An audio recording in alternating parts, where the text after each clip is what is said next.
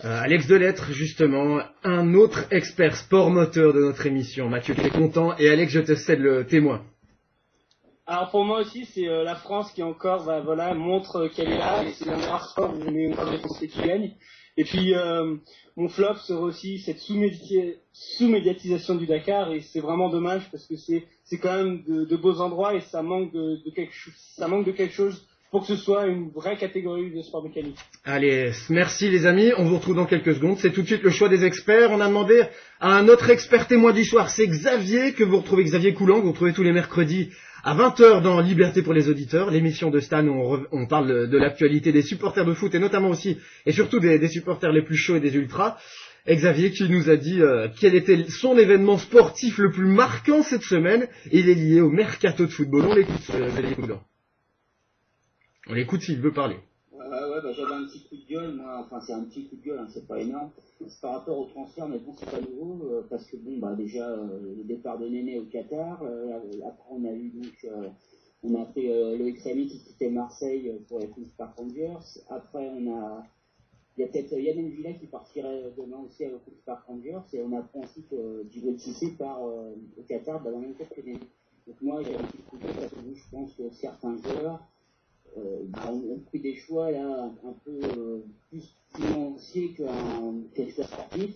C'est pas nouveau, mais bon, moi, ces joueurs-là, ça m'interpelle. En plus, c'est ces derniers jours que ça vient d'arriver. Et donc, moi, j'aurais bien voulu savoir ce que les gens pensaient, s'ils trouvaient ça normal, enfin, nos experts. Et si eux aussi, ça les a interpellés. En gros, entre les lignes, Xavier qui nous dit ils vont tous se casser au corps. Anthony, je pense que ça t'a aussi marqué, ça t'a aussi heurté, ces événements sportifs liés au mercato de football, on va dire.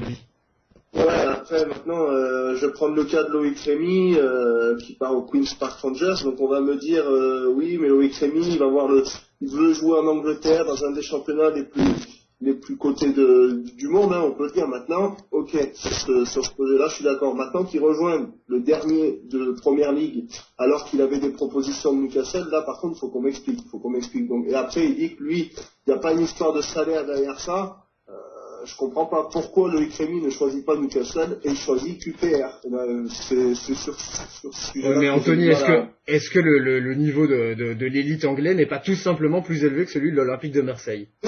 Oui, non, mais je suis tout à fait d'accord avec toi sur ce point de vue-là, il n'y a pas photo. Maintenant, moi je comprends pas le choix de carrière de Loïc Rémy. Il signe 4 ans au Queen's Park Rangers. Qui peut descendre. Qui peut descendre et qui, à mon avis, va descendre. Donc ce qui veut dire que Loïc Rémy évoluerait en première chip l'année prochaine. C'est bien, je veux dire, il part de l'OM pour un international qui va se retrouver en Ligue 2 anglaise. Je pense qu'il va compter sa douleur d'ici 6 mois. Et surtout pour la Coupe du Monde 2014. Voilà, il y a quand même une Coupe du Monde préparée, il était dans les petits papiers d'Didier Deschamps. Je sais pas, là je comprends pas. Donc qu'on me dise pas qu'il n'y a pas une histoire de livres sterling derrière ça, on va dire. Et pourquoi est-ce qu'il n'aurait pas été payé plus cher dans un autre club plus dupé, Anto, à ton avis? Est-ce qu'il n'avait pas tout simplement un niveau limité? Non, parce que Newcastle était clairement dessus, donc c'est bien qu'il s'intéressait à Loïc Rémy, donc la décision, c'est lui qui l'a prise, on va pas me dire qu'on l'a forcé à aller récupérer, puisqu'il y avait aussi Newcastle dans le coup, et puis il aurait pu très bien rester à Marseille jusqu'au mois de juin, et après avoir d'autres propositions, surtout que ses performances n'étaient pas extraordinaires du côté de Marseille ces derniers temps, donc c'était tout à gagner pour lui de faire une bonne fin de saison et pourquoi pas d'aller taper plus haut que QPR dans le club où il est actuellement. Terminus Dakar ce soir, on se met un petit peu au football avec Mathieu Vilton qui aime aussi le football, Mathieu, n'est-ce pas? Non, mais juste pour Rémy, c'est vrai que j'ai vu sur Twitter hier ou avant-hier, je sais plus si justement, il me semble que c'est Eric Salio d'RMC qui a refait suivre un tweet, c'était Rémy avait reçu une offre de Newcastle et il me semble que c'était quelques minutes ou quelques heures après Queen's Park a élevé l'enchère. Et il a accepté de suite. Non, il avait accepté Newcastle en fait. Et ensuite, Queen's Park a renchéri et il a accepté Queen's Park. Forcément, c'est de l'argent. Voilà, c'est bien ce que je dis. Queen's Park a renchéri, donc je pense niveau salaire. Juste après. Et c'est ça qui a fait la différence. Moi, je vois que ça. C'est que maintenant, le footballeur d'aujourd'hui, vous pouvez voir avec tous ces footballeurs. Je suis fan de Didier Drogba, mais quand je vois partir en Chine, alors qu'il vient de gagner la Ligue des Champions, je comprends pas. Alors, comme Samuel Eto'o qui part en Russie, comme de partir au Qatar. Mais en quoi est-ce condamnable En quoi est-ce condamnable que les footballeurs privilégient l'argent comme un des critères les plus importants? C'est au niveau moral que ça vous choque? Après, bon, ils ont un âge assez avancé, mais Rémi, par exemple, il est encore très jeune, il a un avenir, hein. Mais malheureusement, voilà, c'est peut-être une erreur. Je comprendrais plus un joueur de 30 ans comme Drogba, comme Néné, ou comme Eto'o, qui sont en fin de carrière et qui vont, on va dire, chercher les sous avant de tomber dans une sorte enfin, ils vont devenir après des personnes anonymes. Une fois qu'ils auront plus au football, ces gens-là, on n'en entendra plus trop parler. Donc ils prennent les sous maintenant. Et voilà. Maintenant, Rémi, je comprends pas. Il a 25 ans ou je sais pas combien, mais c'est un mauvais choix. Après, c'est vrai que quand je regarde le classement de la première ligue, bon, t'as Newcastle 16e, 21 points, Queen's Park 20e, 15 points. Alors que Newcastle était vraiment surtout l'an dernier. Vous savez que ce club aussi, Newcastle, cette année, c'est vraiment c'est vraiment bizarre. Une année sans. Non, mais c'est très irrégulier. Bon, pourtant, il y a quand même du challenge avec et c'est peut-être aussi un manque de stabilité du club de Newcastle, en tout cas parce que c'est vrai que c'est très irrégulier d'une année sur l'autre. Ils avaient même connu le Championship il y a quelques années, donc c'est vrai peut-être aussi un manque de stabilité, même si Anthony va sûrement me contre-attaquer en me disant, mais oui, mais Queen's Park Rangers, c'est pas non plus un gage de stabilité. Xavier Coulant, un de nos autres experts football avec Toronto, nous parlait aussi plus généralement d'une ambiance au niveau du football français, de la Ligue 1, avec des départs comme ça et des rumeurs à l'appel. Est-ce que l'affaiblissement de la Ligue 1, c'est aussi un symptôme d'un manque de compétitivité du football français, Anto? Ouais, non, mais tout à fait. Hein.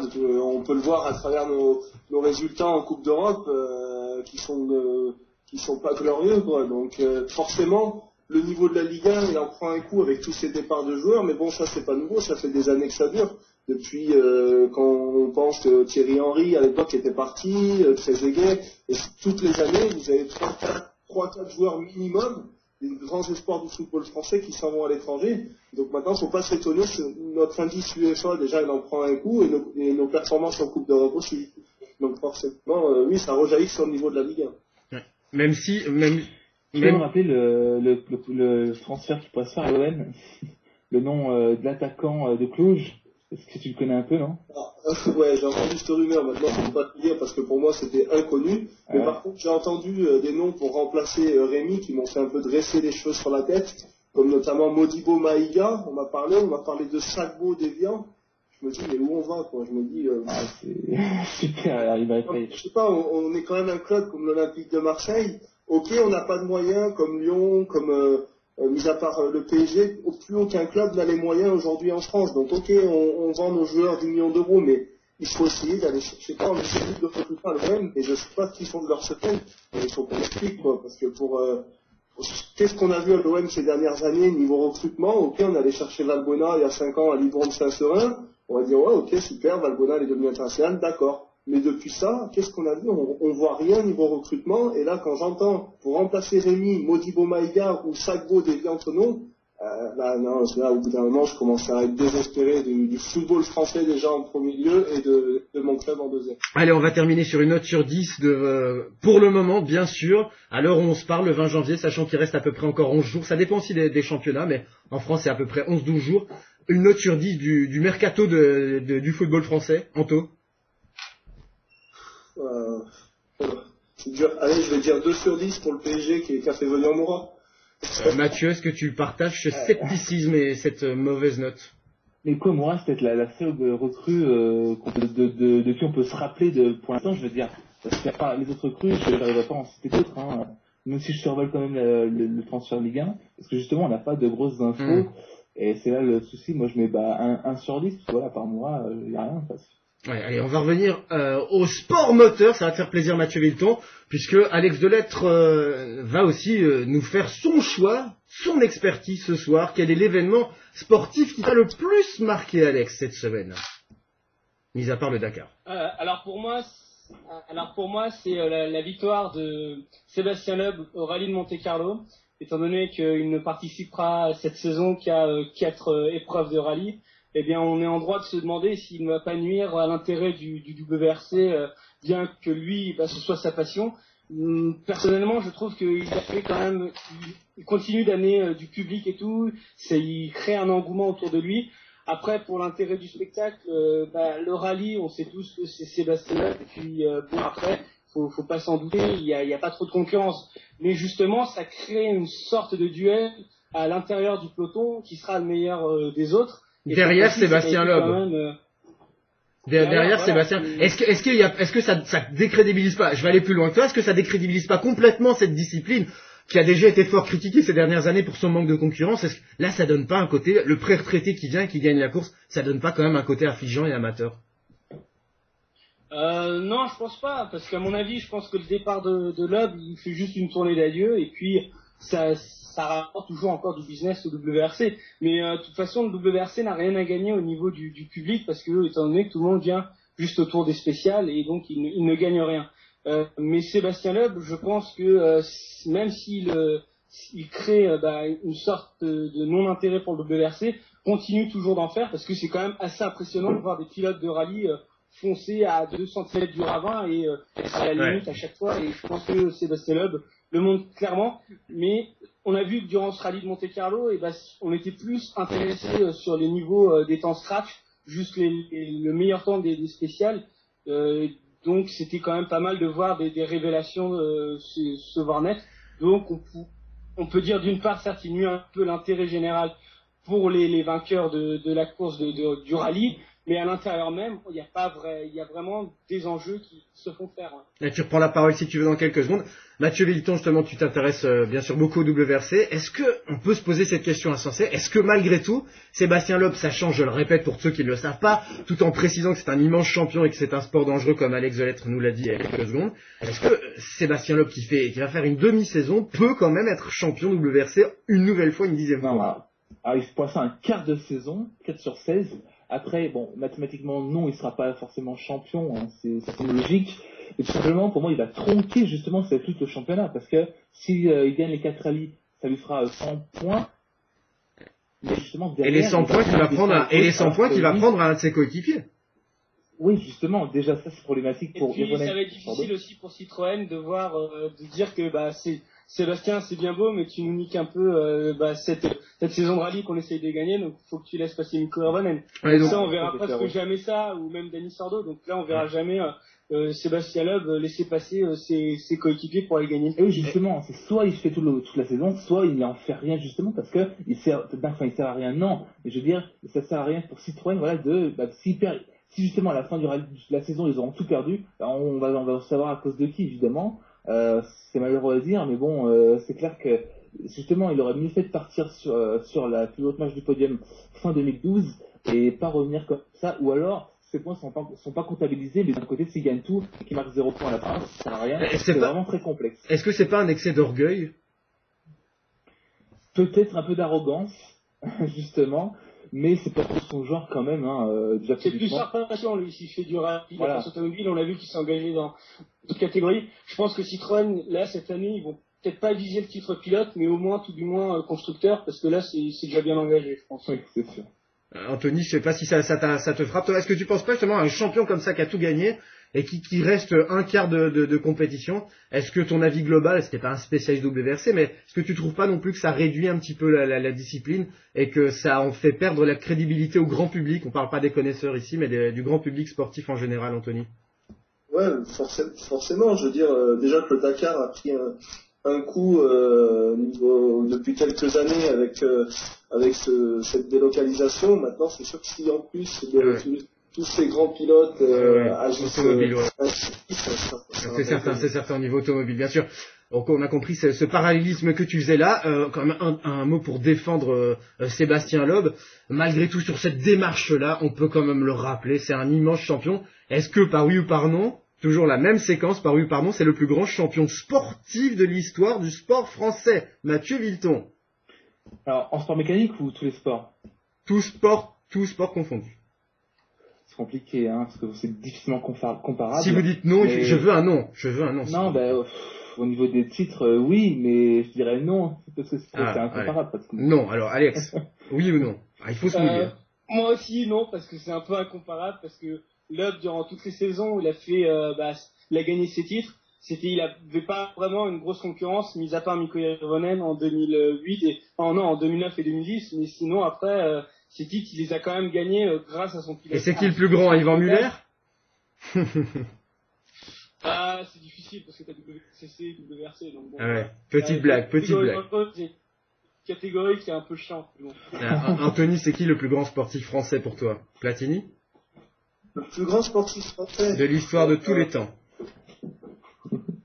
Tout de suite. Est-ce que ce serait pas, une petite piste, est-ce que ce serait pas un sportif actuel qui deviendra dans quelques années? Un garçon de plus de 100 kilos qui fait du judo.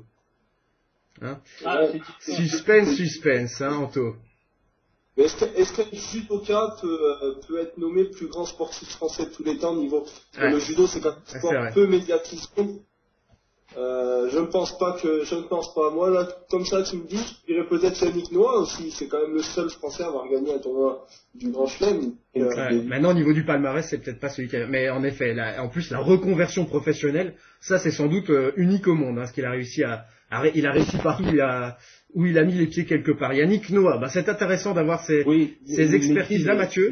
Les pieds quelque part, mais pas de chaussures, attention. Oh, joli. C'est vrai. Il chante très souvent dans ses concerts, même tout le temps, je pense. Il chante à pieds nus. Merci pour cette petite trait d'esprit, Mathieu. Villeton, ton esprit va encore, ton cerveau va encore brûler, parce que c'est ta séquence désormais.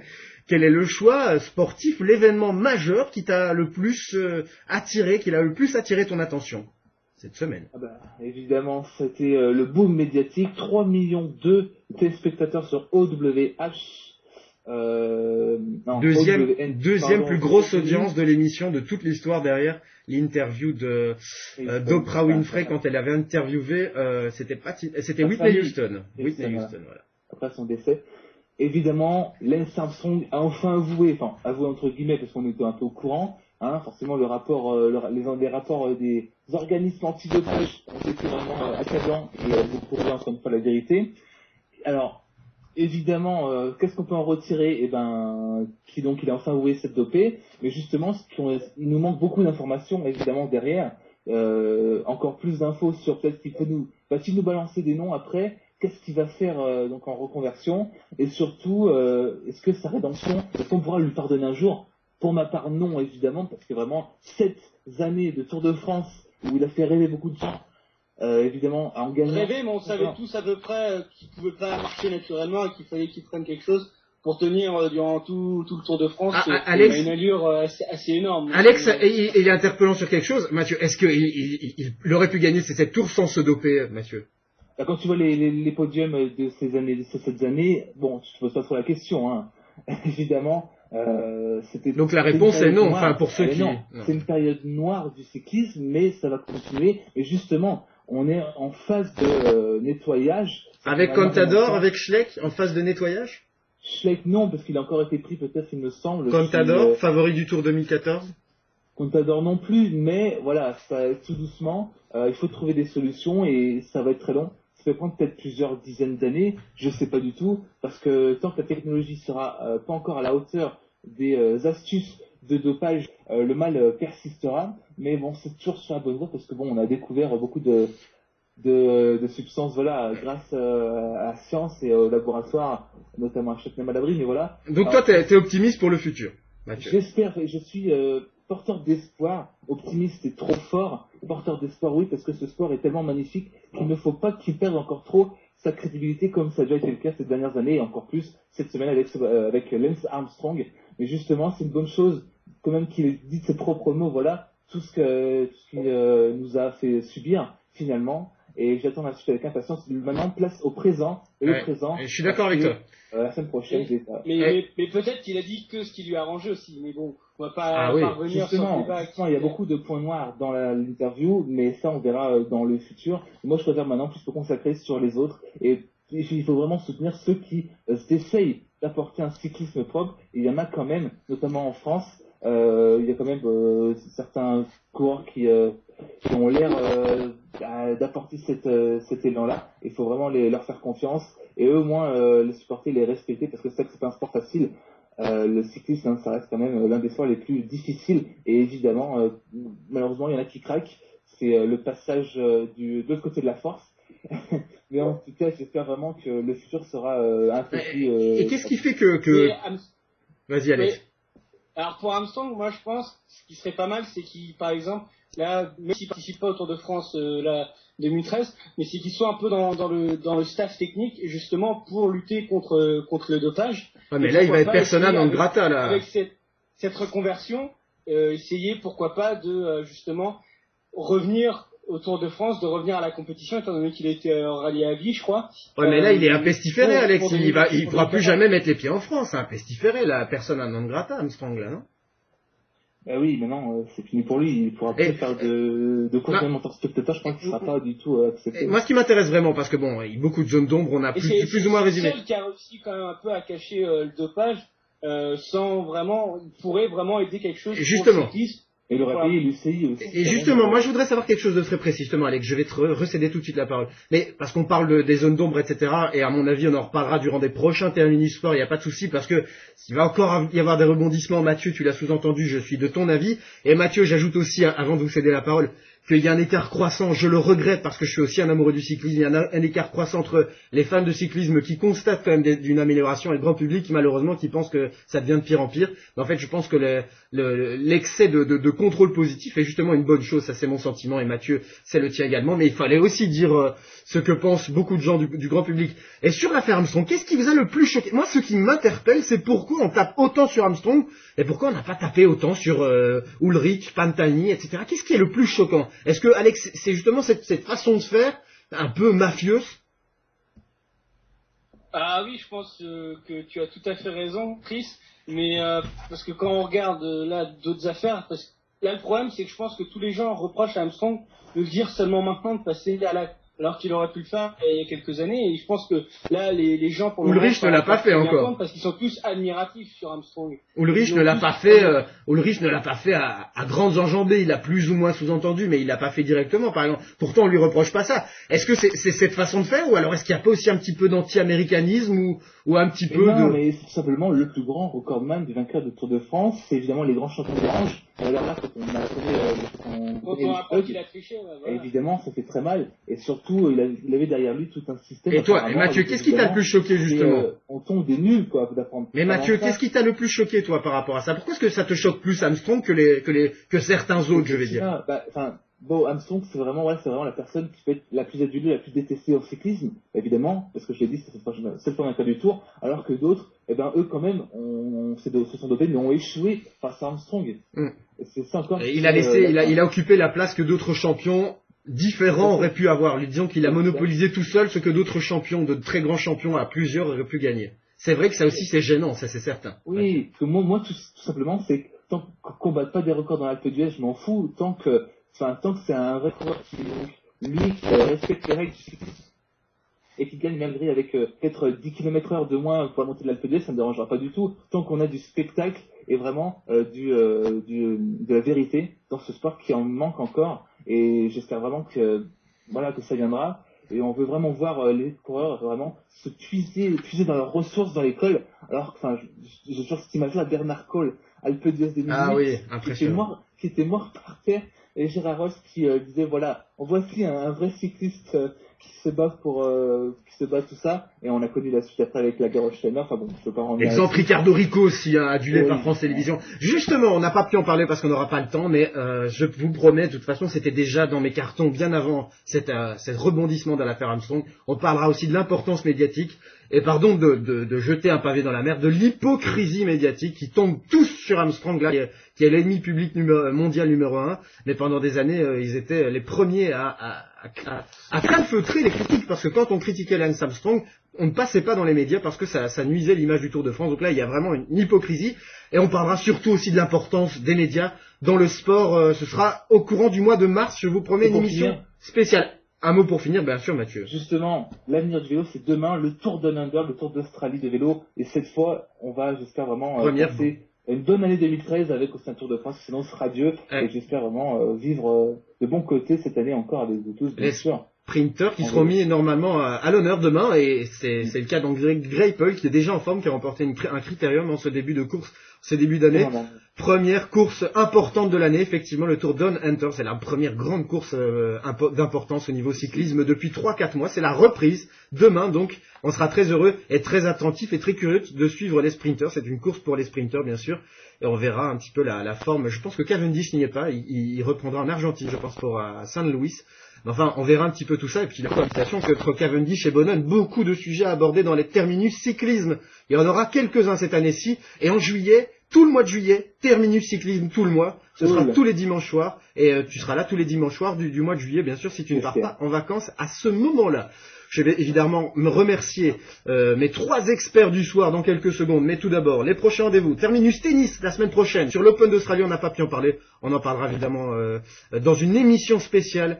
Ça va vraiment cartonner. Il y aura Quentin Mengual et Fabien Mulot, 2 autres experts tennis, avec Anthony Roby. Anthony, je crois que tu ne seras pas présent la semaine prochaine, je crois, à moins que je me trompe.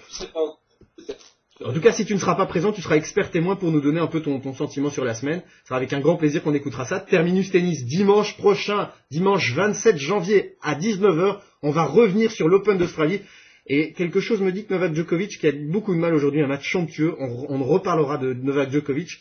Peut-être que Novak Djokovic ne sera plus là le week-end prochain. Suspense. Dans 2 semaines, Terminus Football, le grand retour du football dans le Terminus. Il y aura notamment Xavier Coulant, que je salue, et beaucoup d'autres chroniqueurs, et beaucoup d'autres experts. Mes 3 experts du soir, qui étaient avec moi ce soir. Mathieu Villeton, merci d'être venu.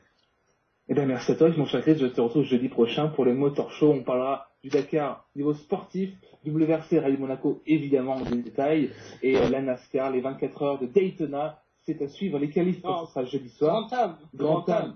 C'est pas NASCAR, ouais. C'est de l'endurance, oui, ce sera le mot d'après. Je suis dans ma folie. Je mélange mes pinceaux. Et les pinceaux, je m'en sers quand même pour dessiner de beaux tableaux. Tu m'as fait peur. En tout cas. Tu m'as fait peur. T'inquiète pas. Ce sera l'endurance américaine, le Grand Am, à suivre les qualifs jeudi soir à 22h, et les 24 heures de Daytona avec de nombreux guests, dont Simon Pagenaud ou Tristan Vautier, notamment pour les Français, et même Sébastien Bourdin. On va se régaler jeudi prochain. Ce sera jeudi soir, la 99e, la 99e du Motor Show, jeudi soir à 21h, et on y retrouvera aussi Alex Delettre, un autre expert sport moteur que je salue et que je remercie sa présence ce soir. Merci Alex.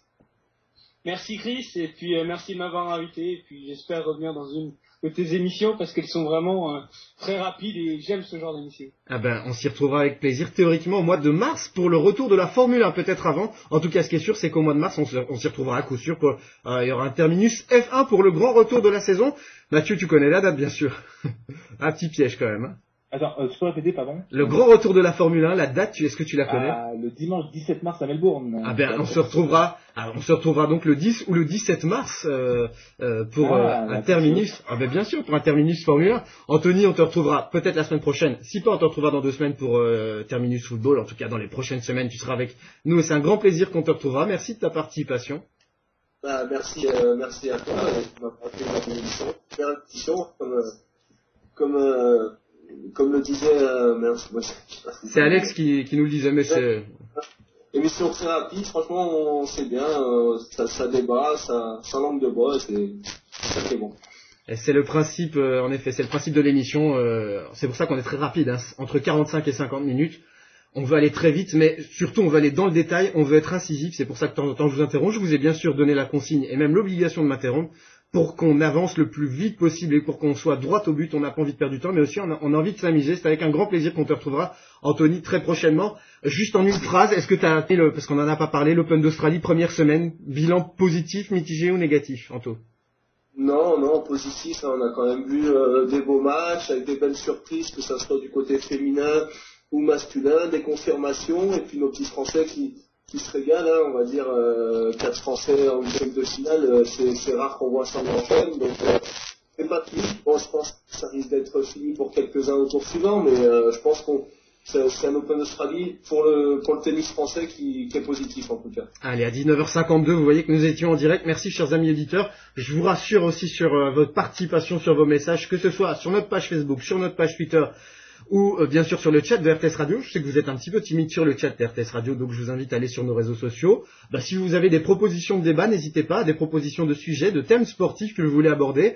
Durant l'année, je l'ai déjà annoncé lors des précédentes émissions, mais nous parlerons aussi de sport peu médiatisé, hors grande compétition, hors grand